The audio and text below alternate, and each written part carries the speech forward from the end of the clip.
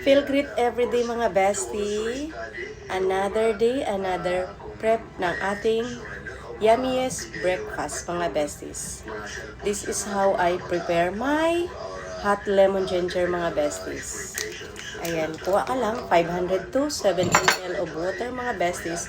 Pero ako kasi gusto ko kapag morning, hot talaga ako mga besties. Kasi ito yung nakatulong sa akin mag-loss ng almost 20 kg na walang kahirap-hirap mga bestie.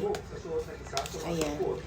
Bagong ligo tayo, need muna tayo magtimpla ng hot lemon ginger para ready na naman the whole day.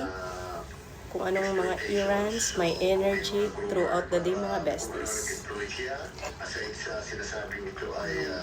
It gives me mind clarity, energy, and focus. Ayan mga besties kung paano i-prepare itong hot lemon ginger mga